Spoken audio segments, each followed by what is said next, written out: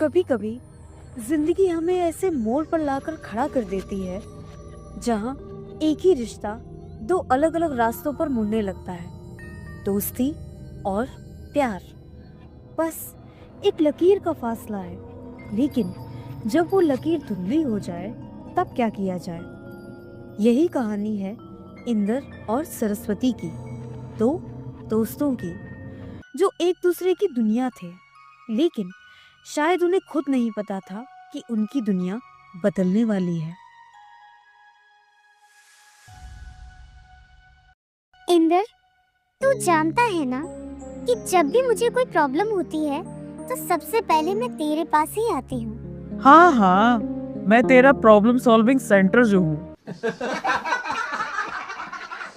इंदर की बात सुनकर सभी जोर जोर से हंसने लगते हैं कि तभी कबीर सरस्वती के पास आकर खड़ा हो जाता है और हल्की स्माइल के साथ सरस्वती को देखता है, जो इंदर नोटिस करता है। वैसे शुरू, अगर तुम चाहो तो अपनी प्रॉब्लम्स लेकर मेरे पास भी आ सकती हो।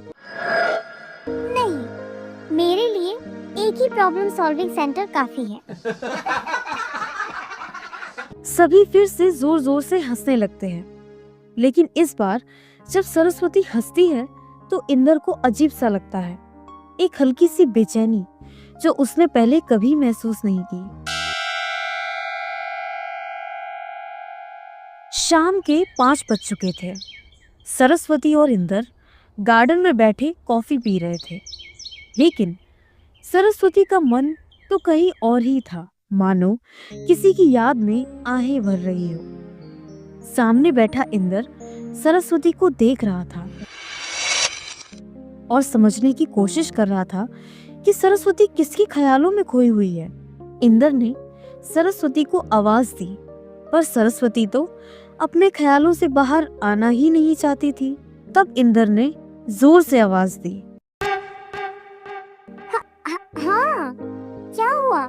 तुम चिल्ला क्यों रहे हो? शुक्र है तुम्हें सुनाई तो पड़ा, वरना मैं तो ढोल बजाने वाला था। इंदर, देख रहे हो ना क्या? ये ठंडी ठंडी हवा, इसमें कितना सुकून और मदहोशी है। जब जब हवा का झोंका मुझे छूता है तो ऐसा लगता है जैसे किसी ने बाहों में भर लिया हो मुझे और धीरे से कान में कहा हो, मैं यही हूँ तुम्हारे पास। शुरू, कुछ छुपा रही हो ना मुझसे? तुमसे आज तक कुछ छिपाया है जो आज छिपाऊंगी? इंदर, मुझे प्यार हो गया।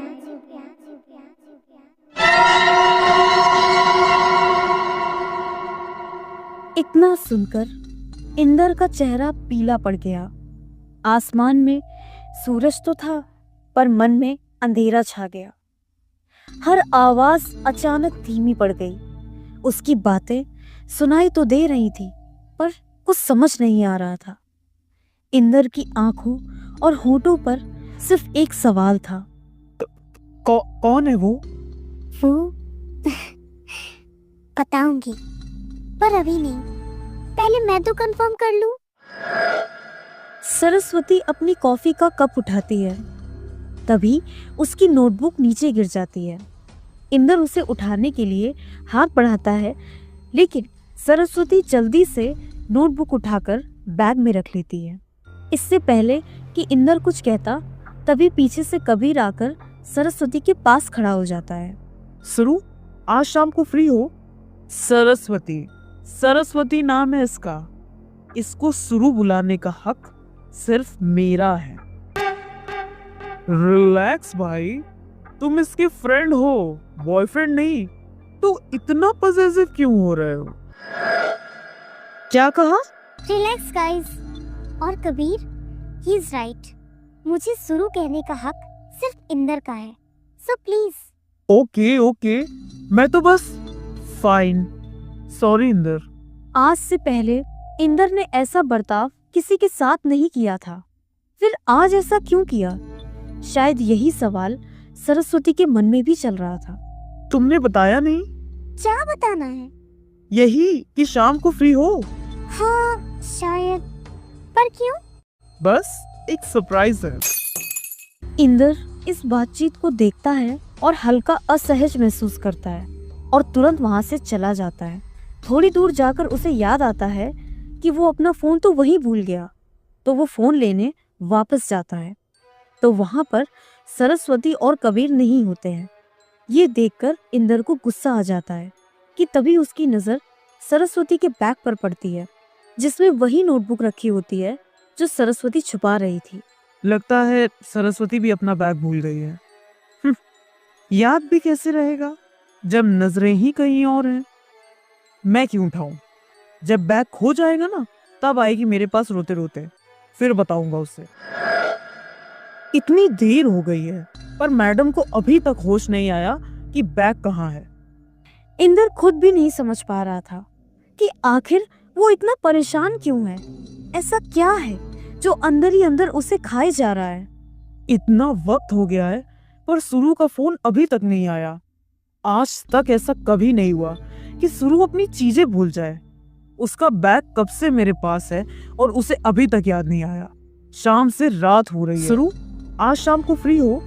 कबीर की बात याद आते ही इंदर बहुत गुस्से में आ जाता है और सरस्वती को फोन मिलाने लगता है, पर सरस्वती फोन नहीं उठाती है। इंदर कई बार कॉल करता है पर वो फोन नहीं उठाती है। लगता है मैडम बहुत ज्यादा ही बिजी है उस कबीर के साथ। सुरु की नोटबुक, इसमें वो अपने मन की हर बात लिखती है। हाँ तो क्या हुआ, बेस्ट फ्रेंड हूँ उसका, मेरा हक है उस पर, तो उसकी नोटबुक तो पढ़ ही सकता हूँ। मुझे नहीं पता ये प्यार है या बस एक इमोशन, लेकिन उसके बिना कुछ अधूरा सा लगता है। ये तो सुरु और कबीर की फोटो है।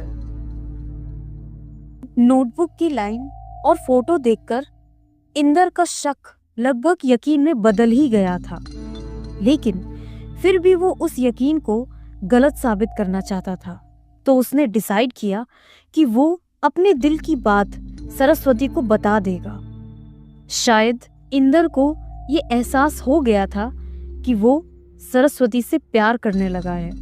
अगले दिन जल्दी ही इंदर कॉलेज पहुंच गया और सरस्वती को ढूंढने लगा कि तभी इंदर की नज़र सरस्वती पर पड़ी जो फोन पर किसी से बात कर रही थी। वो कुछ दूरी पर खड़ा सरस्वती की बातें सुनने लगा। तू मुझे कब प्रपोज करने वाला है? इतना सुनकर इंदर के कदम ठिठक गए और दिल की धड़कन तेज हो गई। वो खुद को संभाल ही रहा होता है कि उसके फोन पर एक अनजान नंबर से मैसेज आता है। अगर तूने सरस्वती को कबीर के साथ देखा है तो हैरान मत होना, क्योंकि वो सिर्फ दोस्त नहीं है।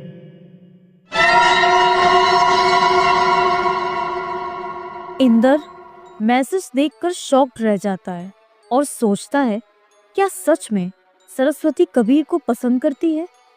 कि तभी इंदर के हाथ में नोटबुक का दूसरा पन्ना खुल जाता है जिसमें लिखा होता है, पर डरती हूँ अगर उसे पता चला कि मैं उससे प्यार करती हूँ तो क्या वह मुझे वैसे ही देखेगा जैसे पहले देखता था।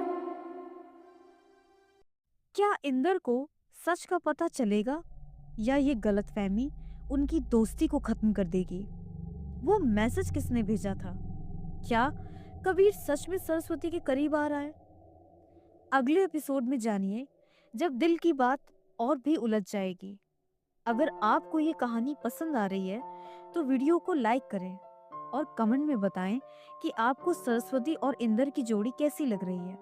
और अगले एपिसोड के लिए चैनल को सब्सक्राइब करें। Thanks for watching.